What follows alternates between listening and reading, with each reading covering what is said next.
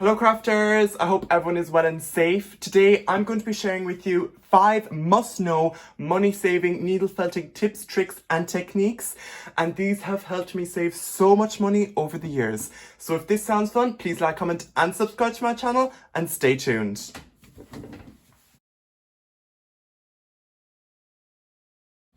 So before I start off, I just want to share that I have many other needle felting tips, tricks and techniques and tutorial videos, and they'll be linked down below and they'll be carded and they'll also be in the end screen.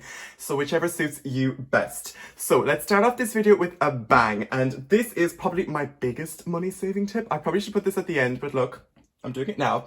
And that is to get your felt or your wool from a farm.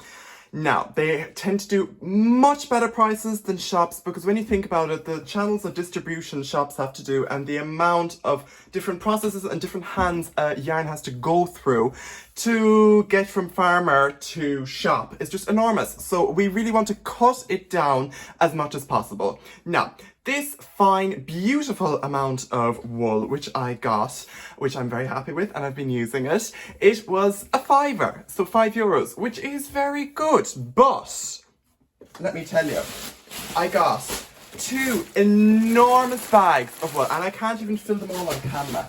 2 enormous bin bags full of wool, and obviously I know there's a difference in the type of wool, the quality of the wool and everything, but they're still equally beautiful. And those 2 enormous bags, and I'll have a picture here, they were €25.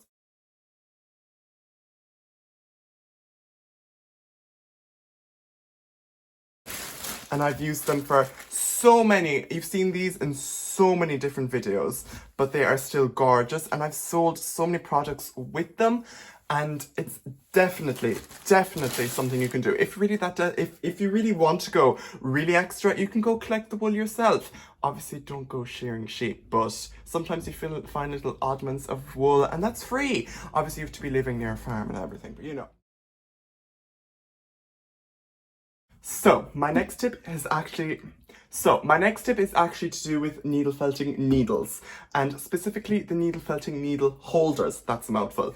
And my tip is actually never, and I mean never, to use these side loading needle felting holders. You get them sometimes, you get them in needle felting kits and kits you might buy online just to start a kit, but never use them, please, because they break the needles so much faster.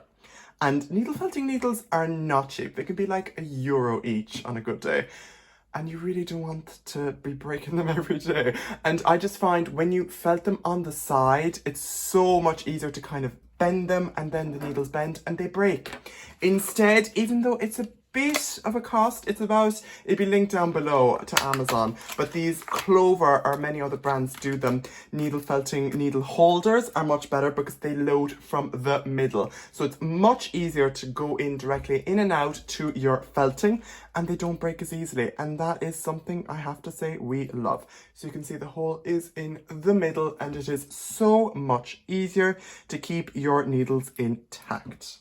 So my next tip, instead of buying an expensive needle felting mat such as this one, but I definitely would if you're definitely sure you want to continue with felting, but if you're not, you're like, I'm not sure if I'm going to do this in a year or two, just use kitchen sponges, and these are definitely great. Even though they might be small compared to this at first, you can line them together, you can tape them together at the edges, and you can get different thicknesses, stack them up. So you can use these magic erasers, or you can just use normal kitchen sponges, or what else works really well is a car sponge, as they tend to be really big and deep as well, and they tend to have really good foam as well. Next tip is probably a bit of a weird one, and you're like, what is this doing on screen? But sometimes in these microbiotics or probiotic packages, in these little jars, you get this wool, and it's actually really good for felting, and it has a weird kind of a texture to it, and it can actually add lots of interest to your toys and make them have a kind of a squishy sound, but it actually felts really well. And you can find this in lots of different packages for different medications sometimes, or supplements or probiotics, and it actually felts really well. And it's really, really great for the middles of creatures because you can have that lovely squishy feeling. So my final tip is actually to do with animals' eyes and noses. And instead of using these sometimes expensive plastic eyes, it can be really cute to just felt on the eyes yourself. And I will have a video down below on how to do that. And I also have a cute little 3D way to do it with felt for the noses. So check that out. Thanks so much for watching, everybody. I hope you learned something new in this video. If you did, please give it a big thumbs up. Please tell me down below what I should do next, and please subscribe to my channel. I'll see you next time. Bye.